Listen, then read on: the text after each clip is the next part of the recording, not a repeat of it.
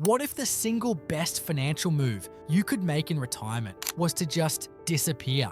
Not metaphorically, literally move to a town so small and so remote that your cost of living drops below what most Sydney-siders spend on groceries in a week.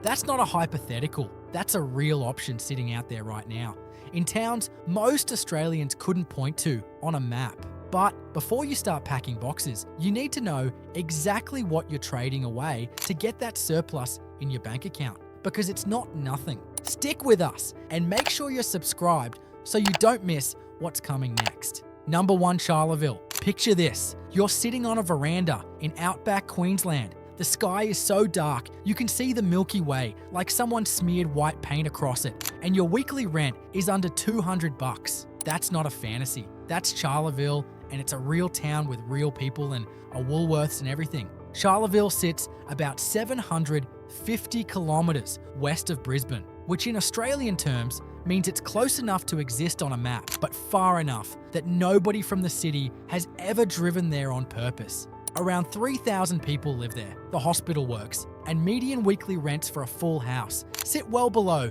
what you'd pay for a single room in most Brisbane suburbs. Let that sink in, a whole house, for less than a room. But nobody in the retirement brochures tells you about the flooding. Charleville is in the Channel Country, and when it floods, it doesn't do it politely. Roads to anywhere useful can close for weeks at a time, and you're not talking about minor inconvenience. You're talking about genuinely cut off from the outside world. The nearest actual specialist, not a GP, a real specialist, is in Roma, 2 hours away on a good day. If Roma's not an option, you're calling the Royal Flying Doctor Service, which sounds incredibly cool until you're the one who needs it at 2 a.m. with chest pains. That's the part that should make you pause before you start Googling removalists. So what do you actually do there? The pub, the bowls club, and the Cosmos Centre, which is one of the best stargazing spots in the country and costs almost nothing to visit. Retirees who've moved there talk about a specific kind of quiet,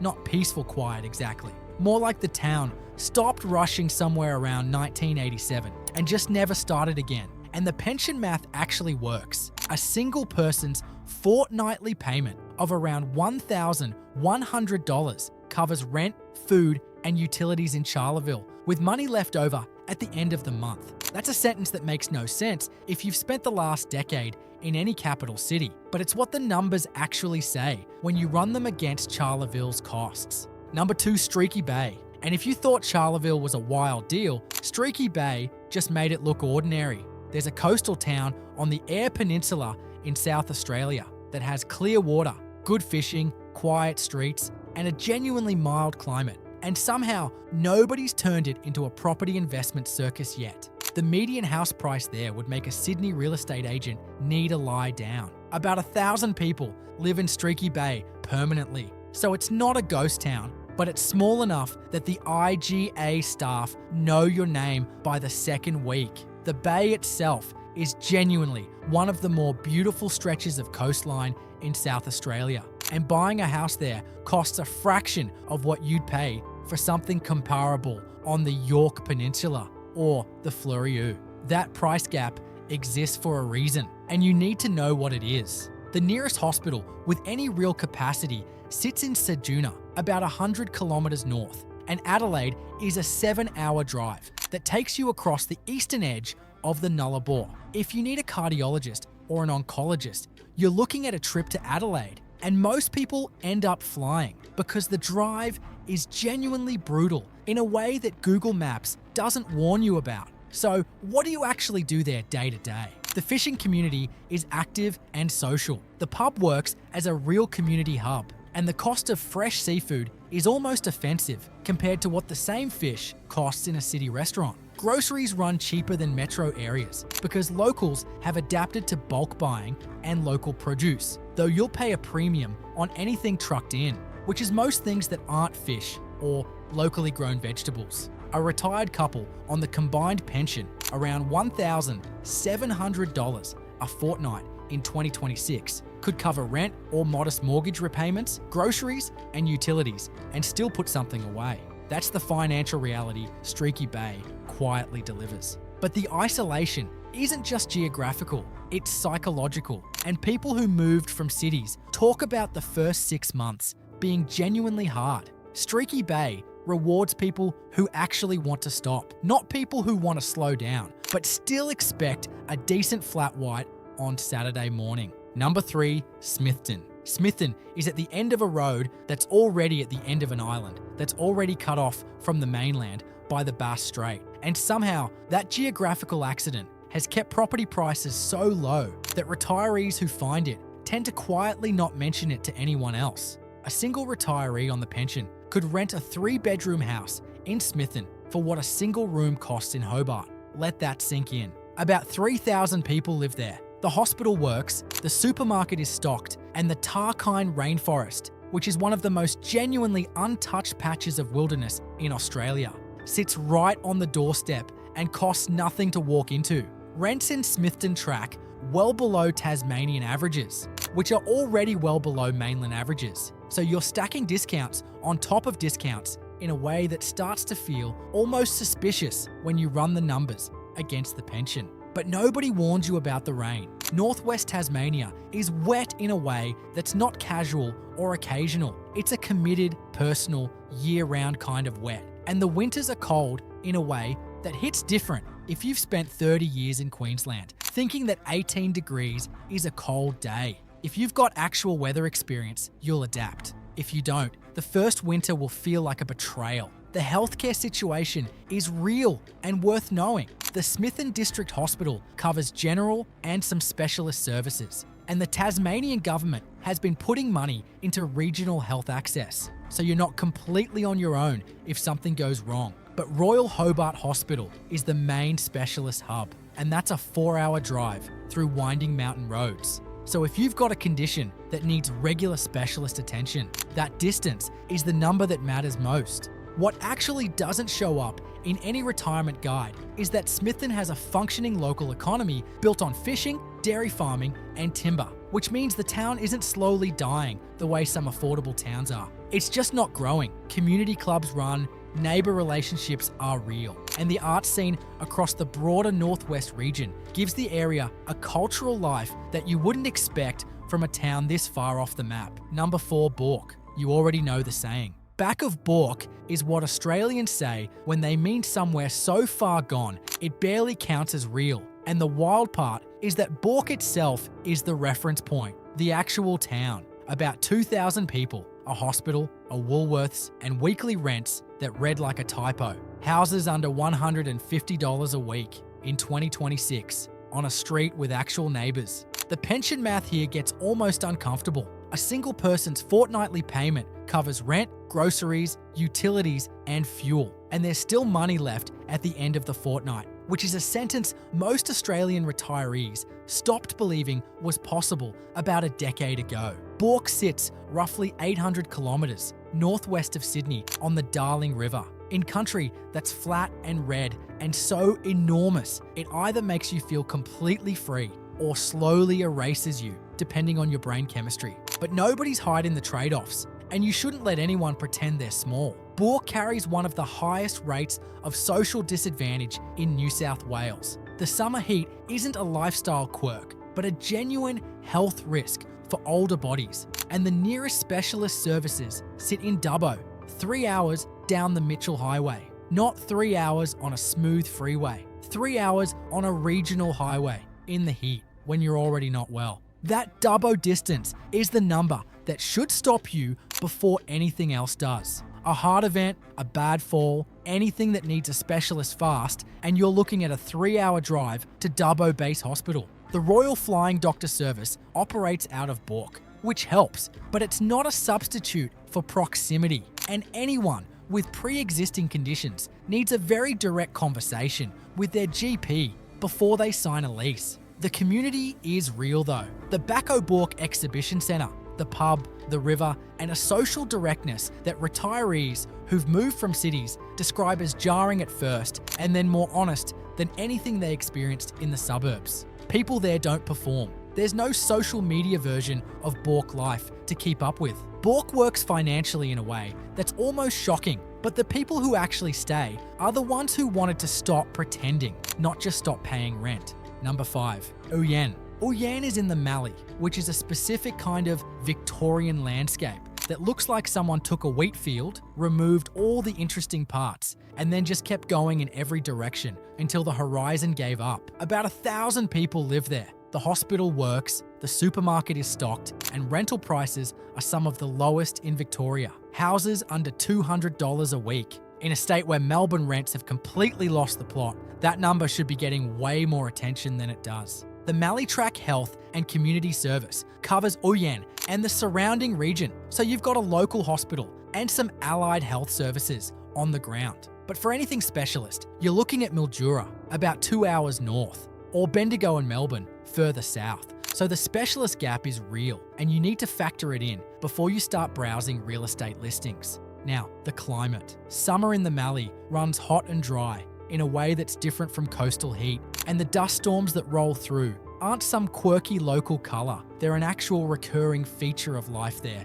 that older lungs genuinely don't appreciate. But winter in Uyen is mild enough to be pleasant, and the pace slows down so much it initially feels like something's broken, like the town stopped updating itself around 1994 and just never bothered. The social life runs on football and local events that cities abandoned 30 years ago when everyone decided screens were better than neighbours. The biggest thing happening on a given month might be a footy fundraiser dinner and the pub closes at 10. That's not a complaint. That's just the actual texture of daily life there, and you need to know if that works for you before you commit. A couple on the combined pension could cover all living costs in Uyen with money left over, and that's not spin. That's just what happens when your rent drops to a level that Melbourne renters would openly weep at. And unlike some of the more extreme options we've already covered, Uyen sits on the Calder Highway, connected to both Mildura and Melbourne by a real, maintained road. You're isolated by choice more than by geography,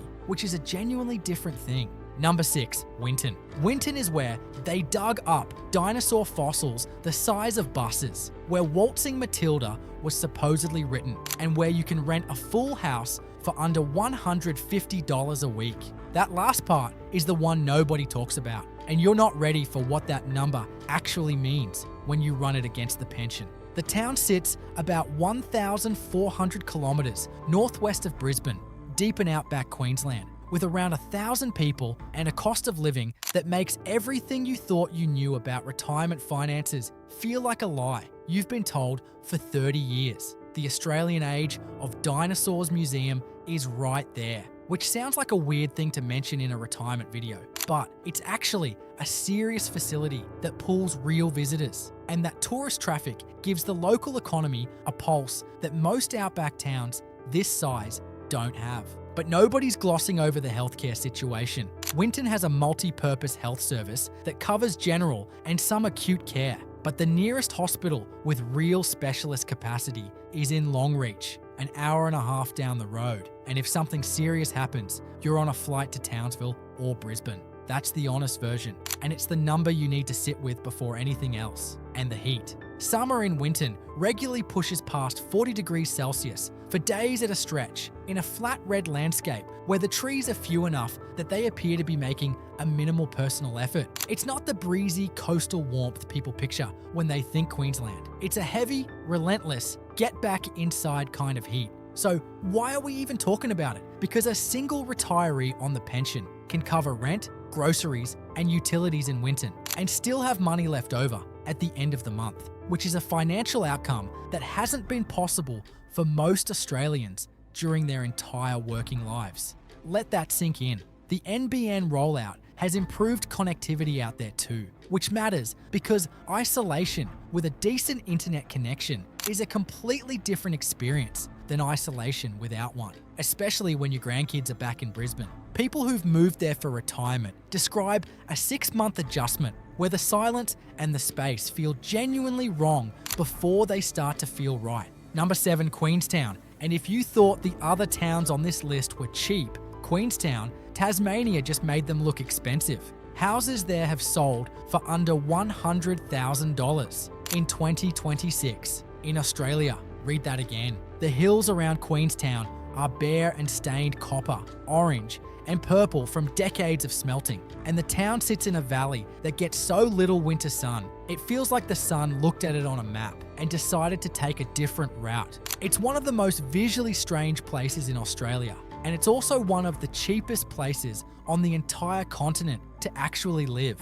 About 2,000 people call it home. The supermarket runs, the pub is open, and the community has been through enough boom and bust mining cycles that it's developed a dark humour and a resilience that you either click with immediately or find exhausting by week 2. There's no in between with Queenstown people. The West Coast District Hospital covers general and emergency care right there in town, which is more than most places this affordable can say. But specialist services mean a trip to Burnie or Hobart. And the mountain road to Hobart is beautiful in the way that slow and winding and slightly terrifying roads are beautiful. So factor in the time, not just the kilometres. Now, the rain. Queenstown gets around 2,500 millimetres of rain a year, delivered cold and grey in a way that is the complete opposite of what you picture when someone says retirement. That's what explains the price more than anything else. Not crime, not lack of services, just an almost aggressive commitment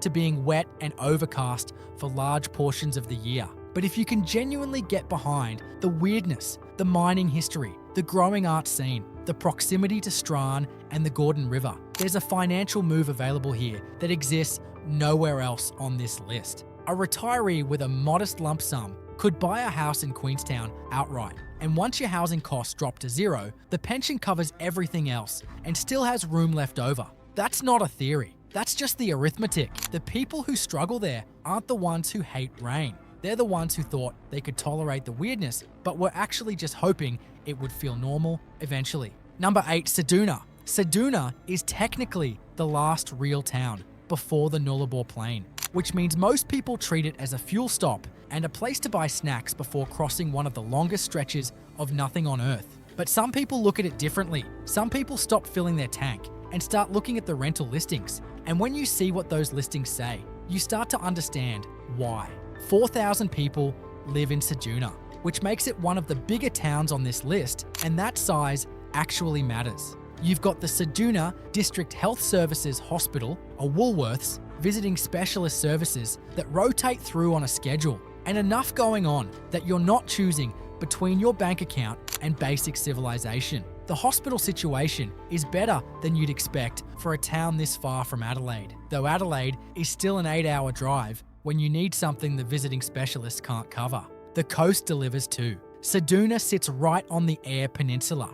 The oysters are local and cheap in a way that feels almost unfair, and the fishing is genuinely good year-round. Those details sound minor until you're actually retired and living there every single day. And then cheap fresh oysters stops being a fun fact and starts being a real part of your weekly life. But nobody in the retirement guides talks honestly about the social side of Ceduna. The town has a large Indigenous population and a documented history of social tension that's been covered extensively in the media over the years. That's not something that disappears when you move in. It's part of the daily reality of living there. And you need to go in knowing that rather than being surprised by it 6 weeks after you've signed a lease. The climate, though, is genuinely one of Caduna's best features. Warm, dry summers, mild winters, Mediterranean-style weather that actually supports the outdoor lifestyle the cost of living promises. Rents sit below South Australian averages.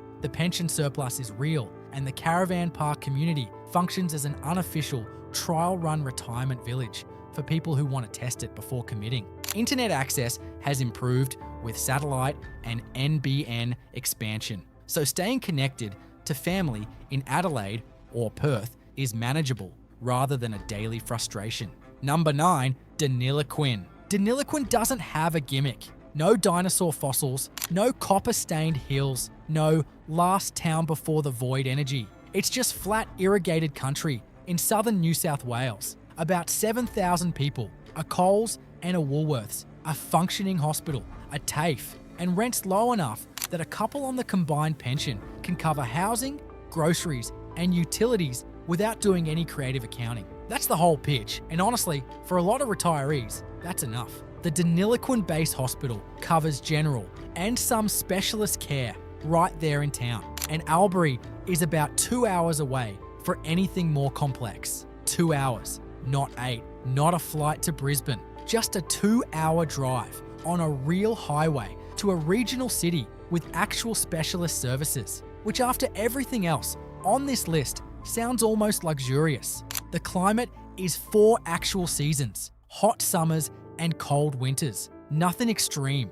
nothing that requires a survival strategy. If you've spent 30 years in Brisbane fantasizing about cold mornings, Deniliquin delivers that. If you've spent 30 years in Melbourne and cold mornings are not the dream, this is probably not your town. The social life runs on the Edward River, and that river is doing a lot of heavy lifting.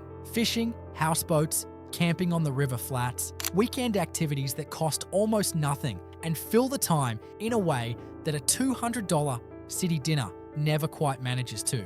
The over 50s community is active. The bowls club runs, the golf club runs, and there's enough organised activity that isolation isn't the automatic outcome.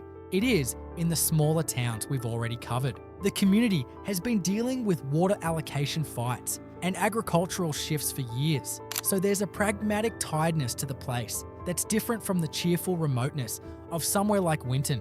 People in Deniliquin know how to make things stretch. They've been doing it for a while, and that's what makes it different from the rest of this list. You're not choosing between your bank account and your mental health. The pension surplus is real, the services are real, and the town is big enough that you won't run out of faces to recognise at the supermarket by the end of month 1. Number 10, Kununurra. Kununurra is about 3,000 kilometres from Perth, which means suggesting it as a retirement destination sounds like a joke until you actually look at what you get for the money.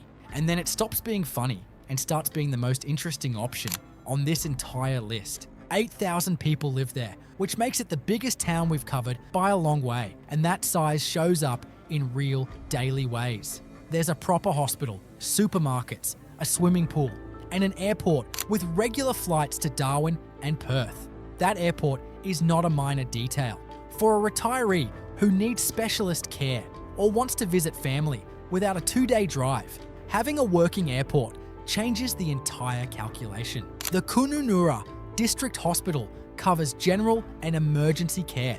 Visiting specialists rotate through on a schedule, and Darwin is about 3 hours by road or a short flight away. Compare that to the 8-hour drives and royal flying doctor calls we've talked about in earlier towns, and Kununurra's healthcare situation starts to look almost reasonable for somewhere this remote. But nobody's pretending the climate is easy. The wet season runs November through April and brings the kind of humidity that makes you feel like you're breathing through a wet towel, plus cyclonic weather and flooding that can cut road access for weeks at a stretch. It's not the dry outback heat of the inland towns. It's heavier, stickier, and older bodies feel it differently. The dry season though, May through October, is a completely different story. The Ord River, the Bungle Bungles, Lake Argyle, Miramar National Park, all of it sitting right there and costing almost nothing to visit in weather that's warm and clear and genuinely spectacular in a way that makes you understand why people who came for the price ended up staying for the view. Rents run higher than the outback towns, but still well below Perth, and the pension surplus is real, just comfortable rather than dramatic. The local economy runs on agriculture, tourism, and government services. So it's not a town waiting to disappear. The fly-in, fly-out workforce creates turnover, which can make friendships harder to build. But the permanent community is tight. The over 50s groups are active, and the sporting clubs actually have people in them. Every town on this list is real. The pension math works in all of them, and none of them are hiding the trade-offs. You're swapping distance, heat, rain, or a social life that runs on the bowls club instead of a Saturday farmer's market, and you're getting genuine financial breathing room in return. That's the deal on the table. The question isn't whether you can survive on the pension in these places. You can, and in some of them, you'll have more money left over than you've seen in decades. The question is whether the life they're selling is actually the life you want. Drop a comment. Which town would you actually move to? And which one sounds like a horror movie where the twist is that the rent is cheap? That's where we leave it for now. If this opened your eyes, subscribe, because the next one goes even deeper.